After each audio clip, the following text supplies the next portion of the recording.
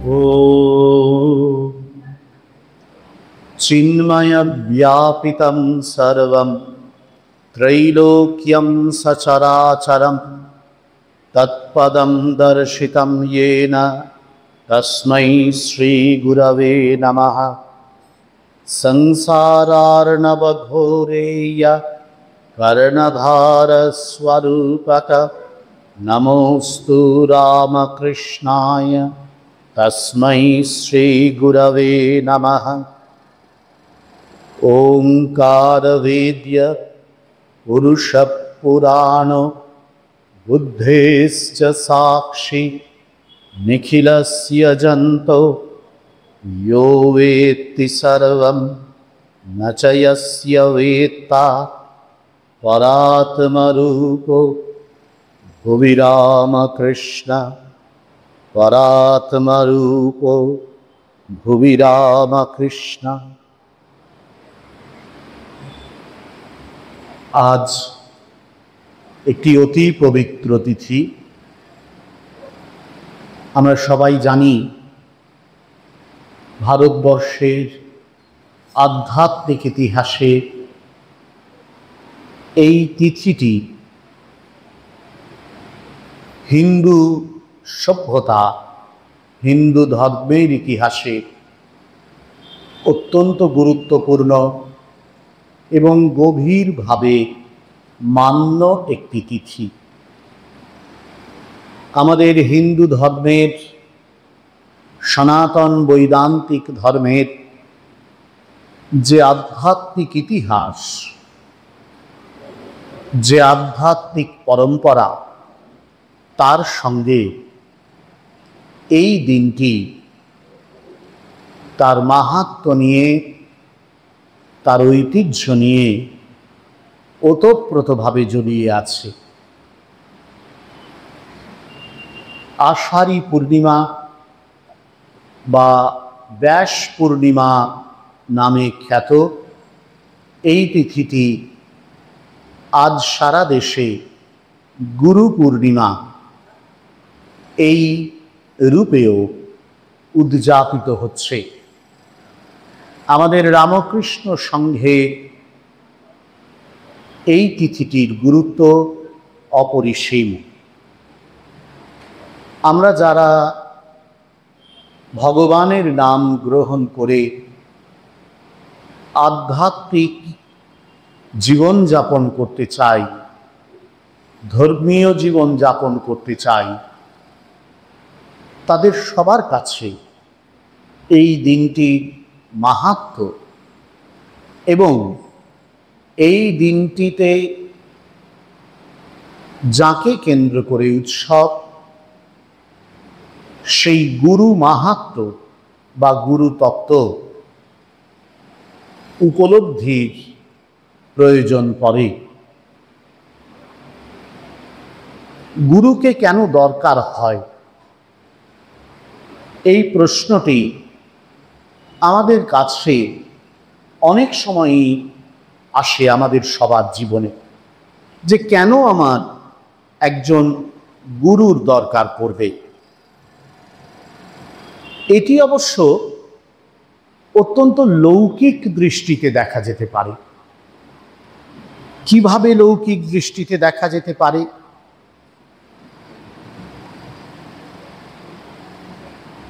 আমরা যারা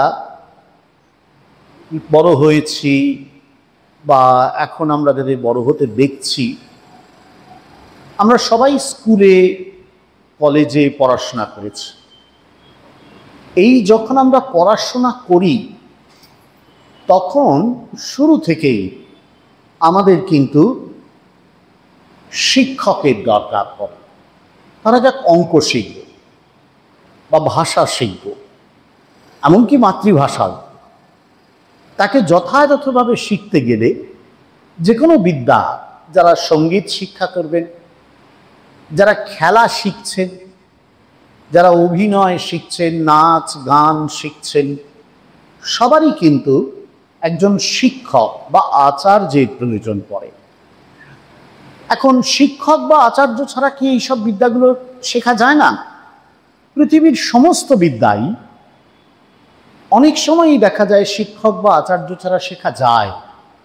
বই আছে, এখনকার দিনে তো আরো অনেক মাধ্যম চলে এসেছে, গুগল, ইন্টারনেট, এসব কত কিছু আছে। এখন আবার আর্টিফিশিয়াল ইন্টেলিজেন্স এসে গেছে, এআই। সুতরাং তারা আমাদেরকে অনেক কিছু শিখিয়ে দিতে পারে। ছোটবেলাতেও আমরা দেখেছি অনেক সময় বই পড়েই অনেক কিছু জানা যায়, যায় না তা নয়।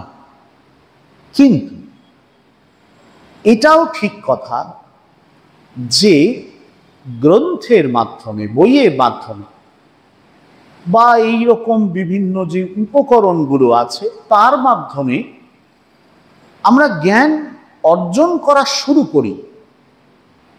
কিন্তু জ্ঞানের আত্মীকরণ মানে জ্ঞানটাকে একেবারে নিজের সঙ্গে, বিদ্যাটাকে নিজের সঙ্গে মিলিয়ে নেওয়া, বিদ্যাটাকে নিজের জীবনের সঙ্গে একেবারে মিলিয়ে মিশিয়ে নেওয়া, যাতে কিনা ওই বিদ্যাটিকে আমি ঠিক জায়গায় ঠিকভাবে প্রয়োগ করতে পারি, সেটি কিন্তু শুধু বই পড়ে সম্ভব হয় না।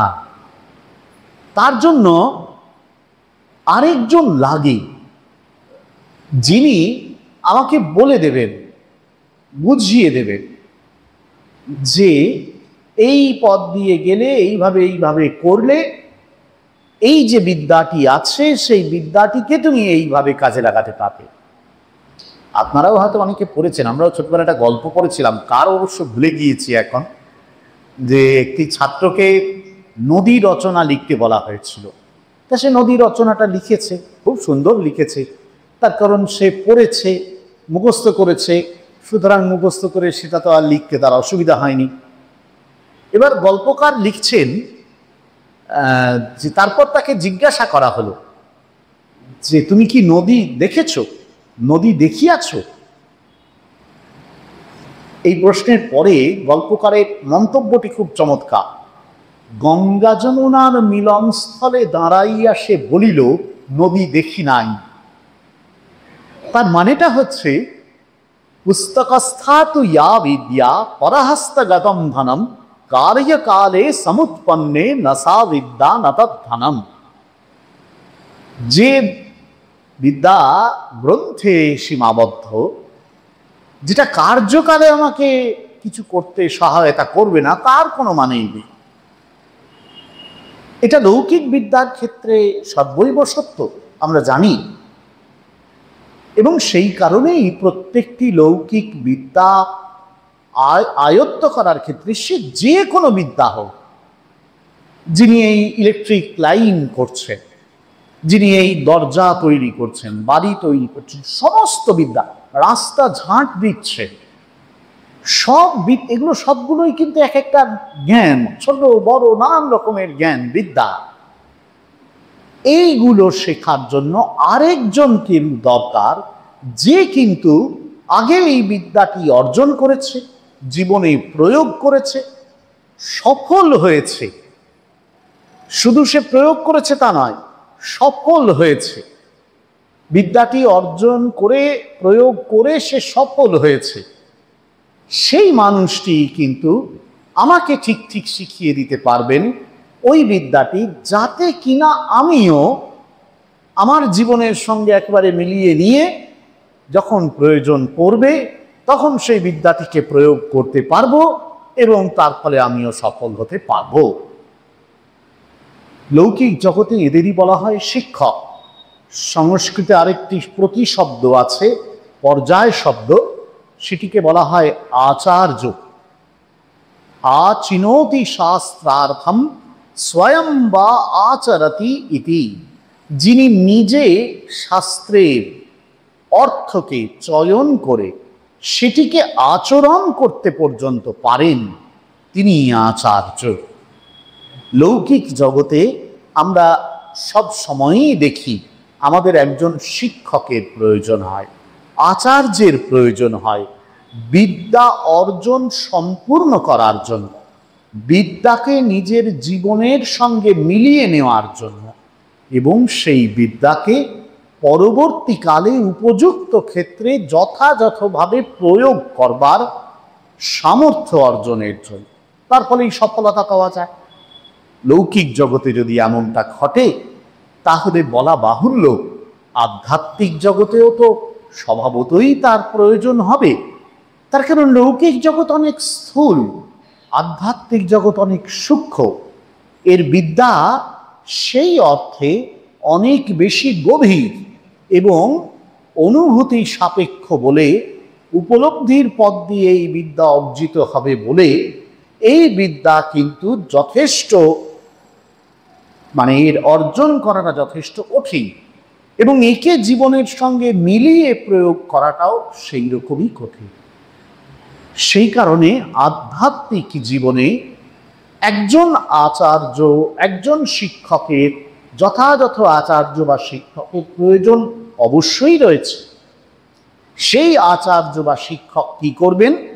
তিনি এসে বলবেন যে দেখো, আমি তোমাকে এই পথে নিয়ে যেতে পারবো। ঠাকুর খুব সুন্দর বলছেন, ভগবান শ্রীরামকৃষ্ণদেব, সকলেরই মুক্তি হবে, তবে গুরুর উপদেশ অনুসারে চলতে হয়। বাঁকা পথে গেলে ফিরে আসতে কষ্ট হয়, মুক্তি অনেক দেরিতে হয়। হয়তো এ জন্মে হলো না, আবার হয়তো অনেক জন্মের পর হলো। গুরুর কাছে সন্ধান নিতে হয়। সুতরাং গুরু এমন একজন যাকে আমার প্রয়োজন পড়ে এই আধ্যাত্মিক জীবনের সত্যটি জানার জন্য, সত্য পথটি জানার জন্য। না হলে কিন্তু অবশ্যই আমরা আমাদের পথ ভুল করতে পারি। এটি খুব সুন্দরভাবে আমাদের শাস্ত্রেও বলা হয়েছে। তাহলে এখন প্রশ্ন হচ্ছে যে এই যে গুরুর কথা বলা হলো, এই গুরু, আধ্যাত্মিক জগতের এই যে গুরু, সেই গুরুর স্বরূপ কি, তত্ত্ব কি, গুরু কি করেন?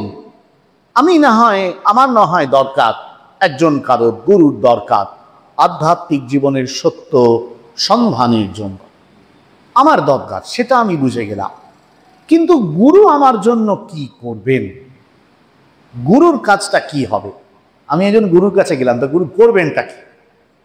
খুব সুন্দর আমাদের শাস্ত্র বলছেন, গুরু তত্ত্ব সম্বন্ধে আমাদের খুব সুন্দর আলোচনা আছে কয়েকটি শাস্ত্রে। এর মধ্যে যেটি গুরু গীতা নামে প্রসিদ্ধ, বিশ্বসারতন্ত্রে শ্রী শ্রী গুরু গীতা রয়েছে। সেই গুরু গীতায় এই গুরু তত্ত্ব খুব বিস্তৃত আকারে বলা আছে। এছাড়াও কুব্জিকা তন্ত্রে বলা আছে এবং কঙ্কাল মালিনী তন্ত্রে বলা আছে গুরুর কথা। আমাদের বেদ উপনিষদেও, পুরাণ স্মৃতিশাস্ত্রেও গুরুর সম্বন্ধে খুব সুন্দর আলোচনা আছে। এর মধ্যে এই শ্রী শ্রী গুরু গীতা, যেটি বিশ্বসারতন্ত্রে অন্তর্ভুক্ত, সেখানে গুরুর এই স্বরূপটি খুব সুন্দর বলা হচ্ছে। কি বলছেন?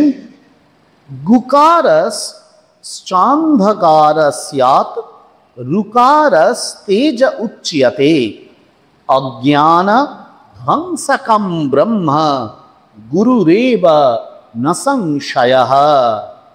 বলছেন গুরু শব্দকে দুটো ভাগে ভাগ করা যাক। প্রথম ভাগ গয় হর্ষৌ গু, দ্বিতীয় ভাগ রয় হর্ষৌ রু।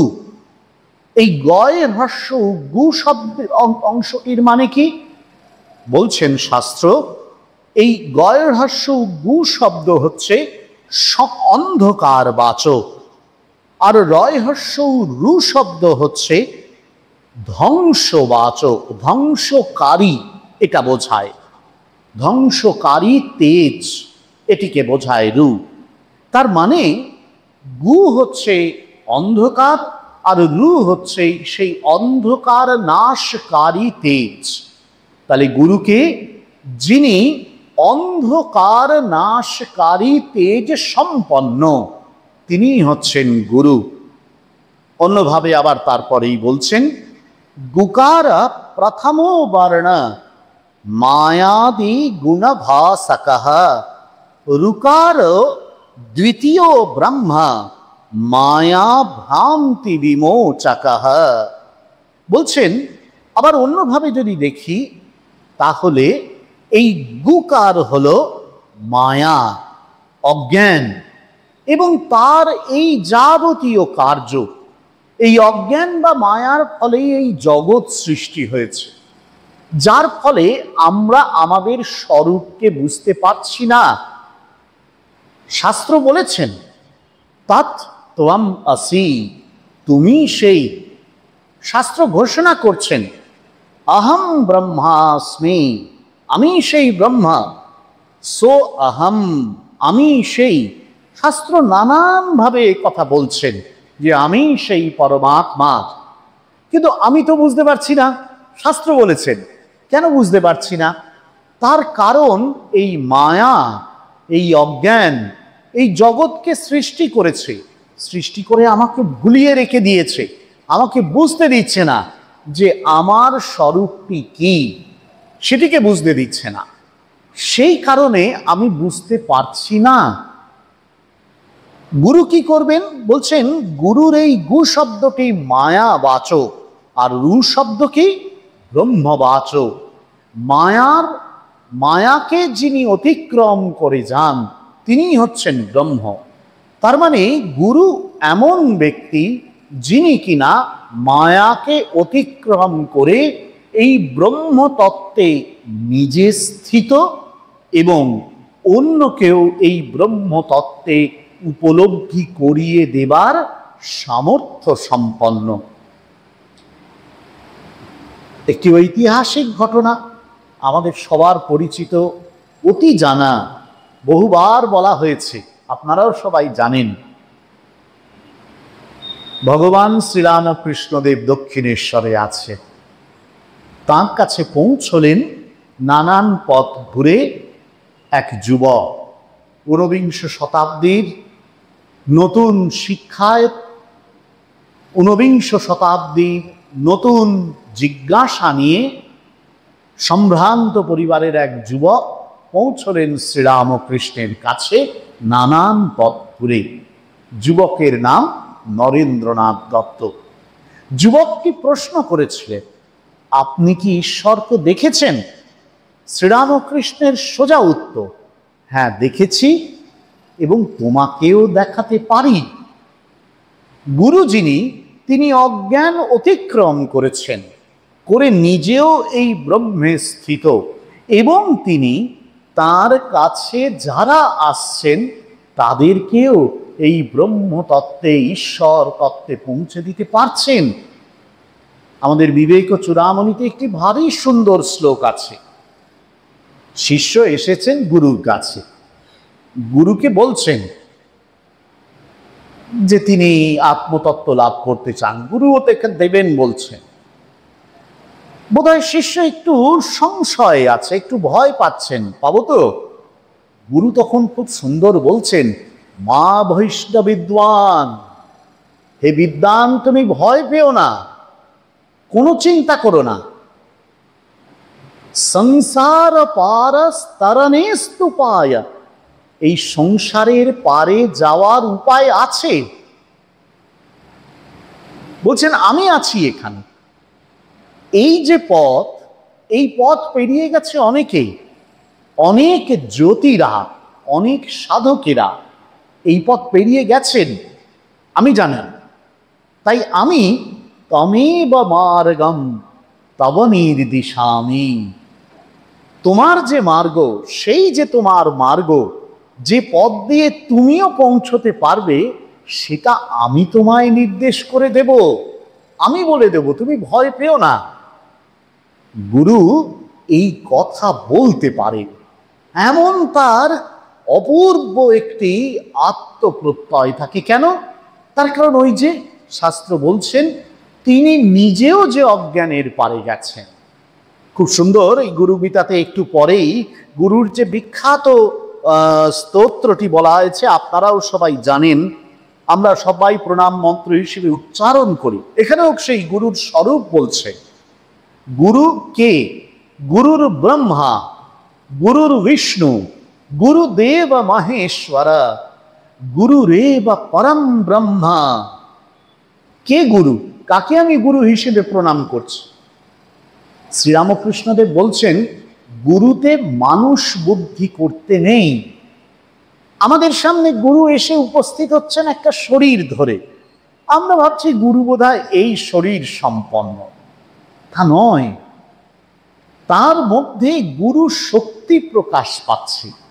সেই গুরু শক্তির উপলব্ধি করতে হবে আমাকে, আমি যে সাধক তাকে।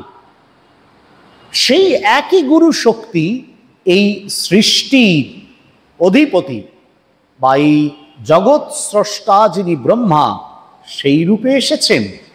সেই একই শক্তি জগৎ পরিপালক বিষ্ণু রূপে প্রকাশিত।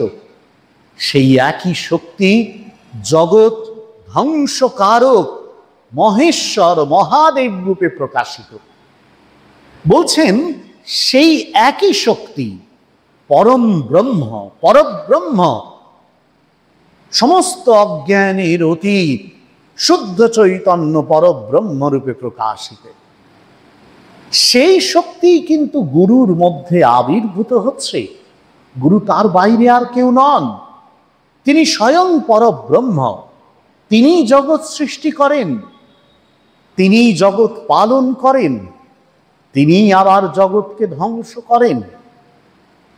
এত তিনি মহিমা সম্পন্ন। স্বে মহিম নেই, তিনি বিরাজিত। নিজের মহিমায় তিনি নিত্য বিরাজিত। সেই জন্য বলছেন তখন তারপরে, অজ্ঞানতিমিরান্ধস্য জ্ঞানাঞ্জনা শলাকায়া চক্ষুরুন্মীলিতম येन তস্मै শ্রী গুরবে নমঃ। আর এমন যে গুরু, যিনি পরব্রহ্ম, যিনি স্রষ্টা, যিনি পালনকর্তা, যিনি ধ্বংসকর্তা, তিনি আমার জন্য কি করছেন? শ্রী শ্রী গুরু গীতা বলছেন আমার জন্য কি করছেন জানো? অজ্ঞানতিমিরান্ধস্য। আমরা সবাই কি? অজ্ঞান অন্ধকারে আমাদের চোখগুলো ঢাকা আছে, আমরা বুঝতেই পারছি না। আমরা এই সংসারের মধ্যে ভালোই আছি। ওই উটের গল্প আছে না, ঠাকুর বলছে, কাটা ঘাস খায়, মুখ দিয়ে রক্ত পড়ে, আবার কাটা ঘাস খায়। কিছু ওই মুন্ডক উপনিষদের পাখিটির মতো সেই এই ডাল থেকে ওই ডাল, ওই ডাল থেকে এই ডাল শুধু উড়ে বেড়াচ্ছে, ভাবছে প্রত্যেকটা ডালে গিয়ে বোধহয় বেটার ফল পাবে। একটা কিছু হচ্ছে না, কোনোটাই ভালো হচ্ছে, কোনোটাই খারাপ, আবার ঘুরে ফিরে আসছে। আমরাও সংসারে ভাবছি সবাই যে বোধহয় এই সংসারেই আমাদের দারুণ আনন্দ, দারুণ কিছু পেয়ে যাব। কিচ্ছু পাবো না, সেটা আমরা বুঝতে পারছি না। কেন বুঝতে পারছি না? বুঝতে পারছি না তার কারণটা হচ্ছে আমাদের চোখে ঠুলি পরানো রয়েছে। ঘোড়ার চোখের পাশে ঠুলি পরানো থাকে না, সে আর অন্যদিকে দেখতে পারে না, আমরা অন্যদিক দেখতে পাচ্ছি না। অজ্ঞানের অন্ধকার রূপ ঠুলিটি পরানো রয়েছে, তাই আমরা দেখতে পাচ্ছি না। গুরু কি করেন? তিনি জ্ঞানের অঞ্জন শলাকা নিয়ে আসেন। সেই শলাকা দিয়ে তিনি কি করেন? আমার চোখটা বোঝা আছে, জ্ঞান চক্ষুটা বোঝা আছে, উনি ওই শলাকা দিয়ে টাচ করে ওই চোখটাকে খুলে দেয়। চক্ষুর উন্মীলিতম, জ্ঞানাঞ্জন শলাকায়া। জ্ঞান অঞ্জন রূপ ওই শলাকা একটা কাঠি নিয়ে আসছেন, যেন এসে চোখে ঠেকাচ্ছেন, আমার সেই জ্ঞানের চক্ষুটি তিনি খুলে দিচ্ছেন। তখন আমি বুঝতে পারছি, তাই তো, এ আমি এতদিন ভুল বুঝছিলাম। কথামৃতে আছে না যে ঠাকুর বা গুরু শিষ্যকে বোঝাচ্ছেন এই সংসার অসার। শিষ্য বুঝতে রাজি না, বলছে না না, আপনি কি বলছেন? আমাকে আমার পরিবার, মা ভাই বোন সবাই, সংসার সবাই খুব ভালোবাসে। গুরু বলছেন তুমি ভুল জানো, কেউ ভালোবাসে না। বলছে না না, গুরুদেব আমাকে ভালোই বাসে, আমি তো দেখছি সংসারে। বলছে ঠিক আছে, তাই এটা এক্সপেরিমেন্ট করা যাক। বলে গুরু কি করলেন? বললেন আমি তোমাকে এই ওষুধটা দিলাম, তুমি এটা খেয়ে শুয়ে পড়বে ঘরে গিয়ে, তোমাকে একবারে মরার মতো মনে হবে। তারপরে আমি যাচ্ছি, তুমি মরবে না, কোনো চিন্তা নেই। লোকে ভাববে তুমি মরে গেছো, কিন্তু তোমার জ্ঞান থাকবে, তুমি সব শুনতে পারবে। তারপর ঠিক সময় আমি তোমাকে আবার জাগিয়ে দেবো। তা শিষ্য ওষুধটা গিয়ে খেয়ে নিল, খেয়ে নিয়ে তো মরার মতন পড়ে রয়েছে। এবার বাড়ির লোকজন তো দাঁড়িয়ে, তো মরে গেছে। হ্যাঁ, সব লোকজন ডাকা আলো, ডাক্তার টাক্তার দেখে, হ্যাঁ মরে গেছে। তাহলে কি করা হবে? একেবারে উথাল পাথাল কান্না। তা তা সবাই তো এবার এই গল্পের দুটো ভার্সান আছে, কিন্তু দুটো জায়গায় দুটো বলেছে। একটা জায়গায় বলছেন যে গুরু তখন গেলেন বাড়িতে, এই সময় গিয়ে বললেন তোমরা কাঁদছো কেন? তো সবাই বলছেন এই দেখো এ তো মরে গেল, এরকম কি অবস্থা। তখন বললেন ও আচ্ছা আচ্ছা ঠিক আছে দাঁড়াও, আমার কাছে না একটা ওষুধ আছে, সেই ওষুধে আমি একে বাঁচিয়ে দিতে পারি। সবাই নিশ্চয়ই খুব হর্ষান্বিত হয়েছিল, খুব মানে আনন্দ পেয়েছিল, যাক লোকটা বেঁচে যাবে। গুরু বললেন কিন্তু একটা শর্ত আছে, যে আমি যে আমার কাছে যে ওষুধটা আছে সেটা কাউকে খেতে হবে, সে মরে যাবে আর এ বেঁচে উঠবে। তখন আর কারোর মুখে না সরে না। গুরু যে মাকে বলছেন, মা আপনার তো অনেক বয়স হয়েছে, তা আপনি তো ওষুধটা খেতে পারেন। তখন মা বলছেন না আমি কি করে খাই, আমার তো আরো এই বড় সংসার রয়েছে, আরো ছেলে রয়েছে, নাতিপুতি রয়েছে, তাদের দেখতে হবে, হ্যাঁ আমি কি করে খাই। তখন গুরু বললেন, স্ত্রীর কাছে গেলেন, আচ্ছা আপনি তো স্বামীকে খুব ভালোবাসেন, তাহলে আপনি ওষুধটা খান। স্ত্রী বলছেন না আমিও খেতে পারবো না, আমার তো ছেলে মেয়ে রয়েছে, আমি চলে গেলে ওদের কি হবে। স্ত্রীও খেলেন না। তখন শিষ্য বুঝতে পেরেছে তার ঘুম এটা ঘোরটা কেটে গেছে। সে বলছে হ্যাঁ গুরুদেব, এটা বুঝতে পেরেছি যে সংসারে যারা আমাকে আপন ভাবতো, দেখা যাচ্ছে সত্যি সত্যি তারা আপন নয়, তারা কেউ আমার জন্য স্বার্থত্যাগ করতে, আত্মত্যাগ করতে রাজি নয়। আর দ্বিতীয় ভার্সানটা কিন্তু আরো মজার। সেইখানে দেখা যাচ্ছে যে সে মরে গেছে, এবং তার মরে যখন গেছে মানে ওই রকম মরার মতন হয়েছে, যখন হাত পা বেঁকে একবার একাকার হয়ে গিয়েছে। এবার সবাই তো কান্নাকাটি করছে, এবার লোকজন এসছে, এসে বলছে যে ঠিক আছে তাহলে তো ও তো মারা গেছে, ওকে তো এবার বের করতে হবে, শ্মশানে নিয়ে যেতে হবে। তখন স্ত্রী সবাই বাড়ির লোকজন নিয়ে যেতে হবে, কিন্তু সবাই লোকজন যারা এসছে তারা বলছে যে একে তো বের করা যাচ্ছে না ঘর থেকে, এমন ভাবে মানে পা হাত হাত বিকে গেছে, এরকম ভাবে ঘর থেকে বের করা যাবে না, তাহলে কি আমরা এই ঘরের একটু চৌকাট এইসব এগুলো একটু কাটবো। তখন স্ত্রী বলছে না না না না না না এটা কেটো না, ও তো চলে গেল, আমি তো বিধবা হয়ে গেছি, এখন তো আমি কি করবো, তার চেয়ে বড় ওর হাত পা কেটে বের করে নাও। তখন এই চটকাটা ভেঙেছে। সে বলছে আরে এ তো ভারী বিপদ, আমি এতক্ষণ ছিলাম খুব দেখিয়েছি, এবার যেই পড়ে গেছে আমারই হাত পা কেটে নিচ্ছে। সংসারের এই অনিত্যতা শ্রীরামকৃষ্ণ বোঝাচ্ছেন। গুরু এসে এইটি বোঝাতে পারছে যে সংসার যাকে আমি আপন বলে মনে করছি সে আসলে সত্যি সত্যি আপন নয়। কোনো একটা জায়গায় গিয়ে মনে হবে সে আসলে আমার নয়, আমি তার জন্য সব করছি কিন্তু আমার নয়। তাই ভগবানের শরণ নিতে হয়। গুরু এইটি বুঝিয়ে দেন। ওই যে শিষ্যদের গুরু কিন্তু ওটাই বুঝিয়েছিলেন যে তুমি অজ্ঞানের অন্ধকারে তুমি রয়েছে। ওই জ্ঞানের শলাকাটা দিয়ে কাঠিটা দিয়ে চোখে ঠেকিয়েছেন, তখন শিষ্যরা বুঝতে পেরেছে। সেই জন্য এই অপূর্ব সুন্দর প্রণাম মন্ত্রটি বলা হচ্ছে। তারপরে গুরুর স্বরূপ বলছেন অখণ্ড মণ্ডলাকারম ব্যাপ্তম येन চরাচরম, এক। আর দুই, চিন্ময় ব্যাপিতম সর্বম ত্রৈলোক্যম সচরাচরম। বলছেন যে ব্রহ্মস্বরূপ তিনি অখণ্ড, তাকে আলাদা আলাদা করে ভাগ করে দেখা যায় না, তিনি এই সমস্ত জগতে ছড়িয়ে আছেন এবং তিনি চিন্ময়, একেবারে চৈতন্য স্বরূপ। কিন্তু আমরা তাকে বুঝতে পারি না। তাকে বুঝিয়ে দেন কে? বলছেন গুরু তাকে বুঝিয়ে দেন। তৎপদম দর্শিতম येना, গুরু আসেন, গুরু শিষ্যকে বলেন যে এই যে শুদ্ধ চৈতন্য পরব্রহ্ম তিনি এই জগৎ জুড়ে ছড়িয়ে রয়েছেন। খুব সুন্দর মুন্ডক উপনিষদ শুরু হচ্ছে, সেখানে ঋষি এক মহাশাল মহাগৃহস্থকে বলছেন। সেই গৃহস্থ এসে জিজ্ঞেস করছেন কস্মিন্নু ভগবো বিজ্ঞাতে সর্বমিদম বিজ্ঞাতম ভবতি ইতি, এমন কি আছে যা জানলে আমি সব জানতে পারবো?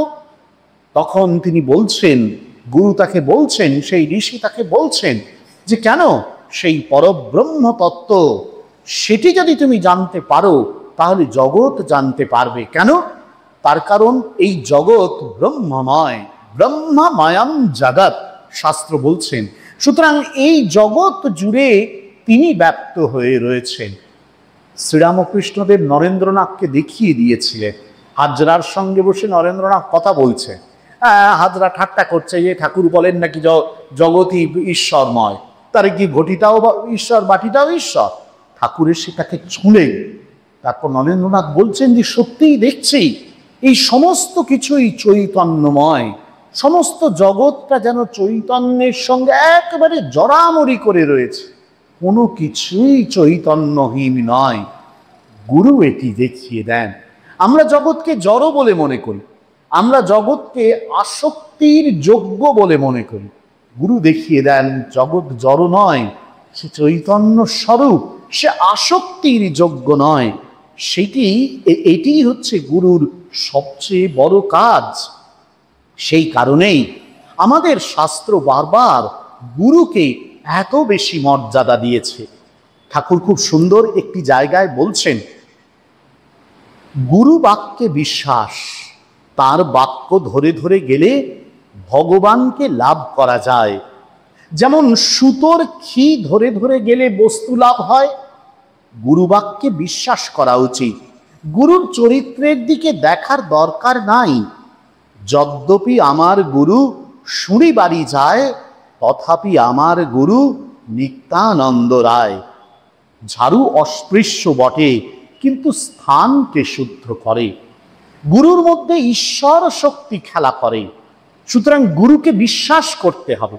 ভারতবর্ষের শাস্ত্র বারবার বলছেন, ঠাকুর নিজে বলছেন, গুরু যে নামটি দেবেন বিশ্বাস করে সে নামটি লয়ে সাধন ভজন করতে হয়। যে ঝিনুকের ভিতর মুক্তা তৈয়ার হয়, এমন আছে সেই ঝিনুক 7 নক্ষত্রের বৃষ্টির জলের জন্য প্রস্তুত হয়ে থাকে। সেই জল পড়লে একেবারে অতল জলে ডুবে চলে যায়, যতদিন না মুক্তা হয়। সুতরাং গুরুর নাম হচ্ছে সেই রকম একটি বস্তু যেটি ধরে যদি গুরুর দেওয়া নাম হচ্ছে সেই বস্তু যেটি ধরে গুরুর নির্দেশিত পথে সাধন করতে করতে আমাদের সবার বস্তু লাভ হবে। এটি একেবারে স্পষ্ট করে ঠাকুর বারবার বলছেন যে গুরুর এই জন্যই এত বেশি প্রয়োজন রয়েছে। শ্রী শ্রী মাও বলছেন, মন্ত্রের মধ্য দিয়ে শক্তি যায়, গুরুর শক্তি শিষ্যে যায়, শিষ্যের গুরুতে আসে। শিষ্য পাপ করলে গুরুরও লাগে, ভালো শিষ্য হলে গুরুরও উপকার হয়। আমাদের রামকৃষ্ণ সংঘের 10ম সংঘাধ্যক্ষ পরম পূজ্যপাদ শ্রীমৎ স্বামী বীরেশ্বরানন্দজি বলতেন যে গুরু সেবা মানে কি? গুরু সেবা মানে কি কেবল গুরুর জন্য খাবার এনে দেওয়া বা অন্য কিছু জিনিসপত্র এনে দেওয়া? বলছেন না, গুরুকে, গুরুর যে সাধন ভজন করতে বলছেন, যে মন্ত্র দিয়েছেন, সেই মন্ত্রটি জপ করে, সেই সাধন ভজন করে আধ্যাত্মিক জীবন যাপন করা, সৎ পথে, সত্য পথে ভগবানকে ধরে থাকা, শরণাগত হয়ে থাকা, এটি গুরু সেবা। কেন? এটি করলে এই যে ঠাকুর বলছেন গুরুরও কিন্তু ভালো হয়, ভালো শিষ্য হলে গুরুরও উপকার হয়। তার কারণ গুরুর শক্তি মন্ত্রের মাধ্যমে শিষ্যে আসছে। সুতরাং শিষ্য যদি সেই মন্ত্রের সাধন করে তাহলে গুরুরও কিন্তু উপকার হয়।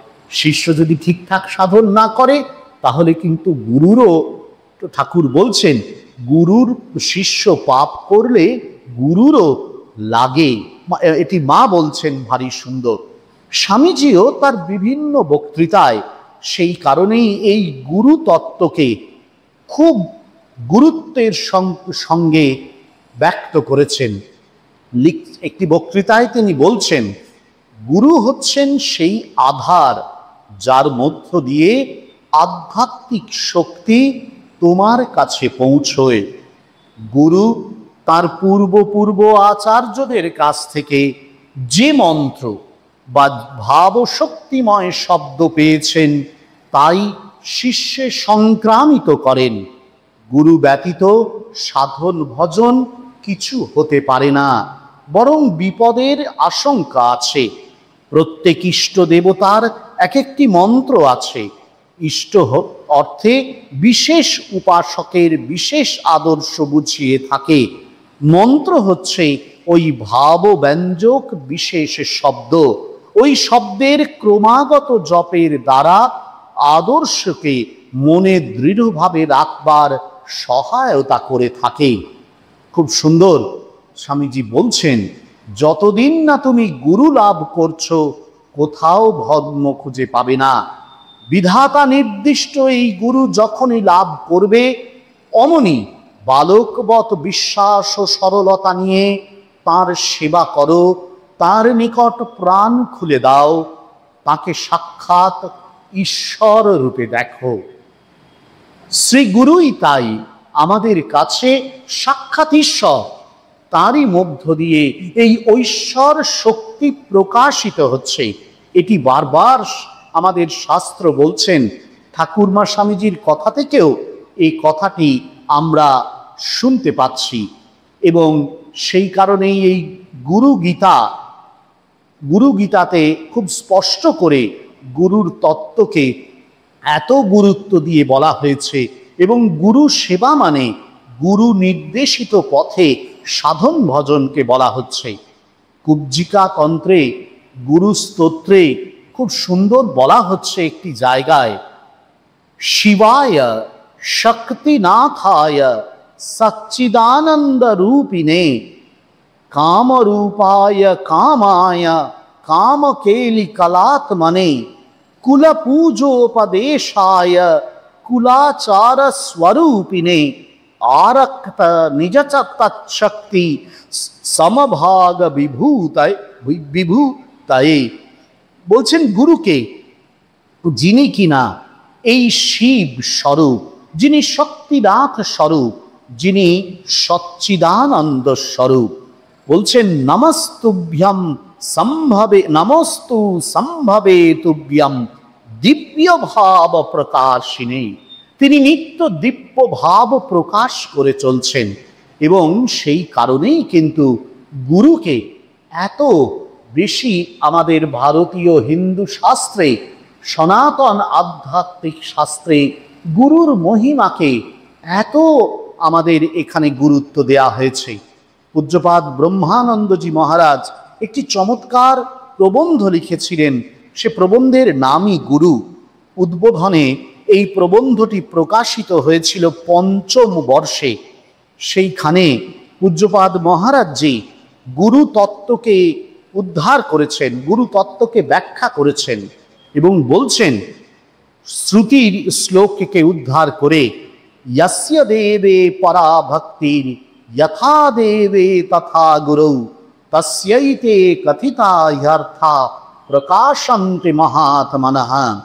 যার পরমাত্মায় প্রগাঢ় ভক্তি, আর পরমাত্মায় যেরূপ ভক্তি গুরুতেও সেই রকম, সেই মহাত্মার হৃদয়ে এই তত্ত্বগুলি প্রকাশিত হয়ে থাকে।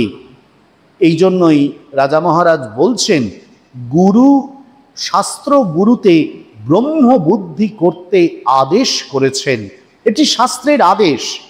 আমাদের রামকৃষ্ণ সংঘের পরম্পরাতেও এই কারণেই বলা হয়ে থাকে যে গুরুতে মানুষ বুদ্ধি করতে নেই।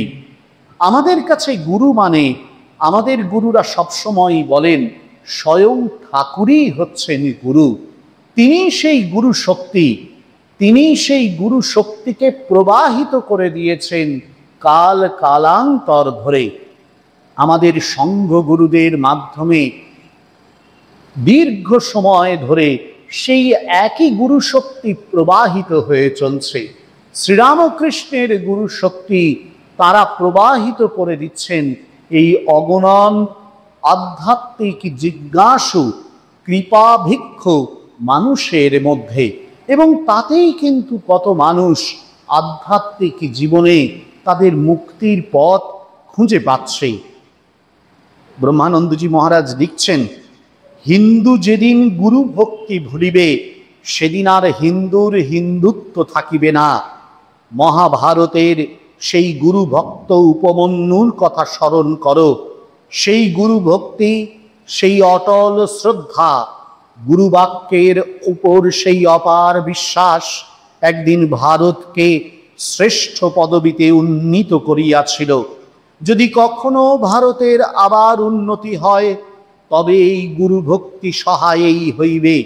গুরুকে ঈশ্বর জ্ঞানে হইবে, কল্পনার ঈশ্বর নহে, প্রত্যক্ষ ঈশ্বর। তাহার নিকট প্রাণ বলি দিতে প্রস্তুত হইলে তবে আমরা আবার মহৎ কর্ম করিতে সক্ষম হইব। শুধু নিজের মুক্তি সাধন করিতে কৃতকার্য হইব তাহা নহে, দেশের জন্য, স্বজাতির জন্য কিছু করিয়া যাইতে সমর্থ হইব।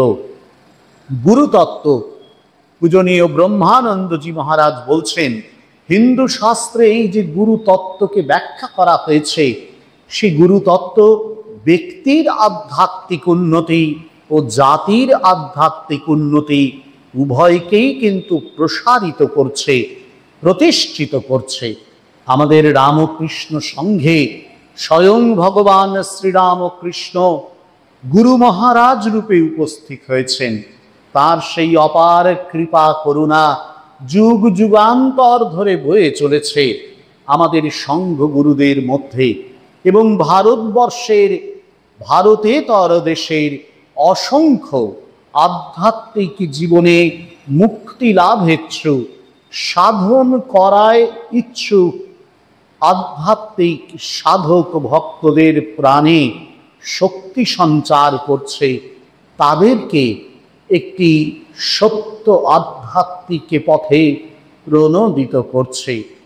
আজকের এই পুণ্যতিথিতে সেই গুরু মহারাজ ভগবান শ্রীরামকৃষ্ণের, সশক্তিক শ্রীরামকৃষ্ণের চরণে এই প্রার্থনা জানাই, যেন আমাদের গুরু ভক্তি সফল হয়, গুরুকে যেন আমরা ঈশ্বর রূপে জ্ঞান করতে পারি, এবং গুরুর মধ্য দিয়েই আমরা যেন সেই ঈশ্বর উপলব্ধির যে লক্ষ্য, সে লক্ষ্যে পৌঁছতে পারি।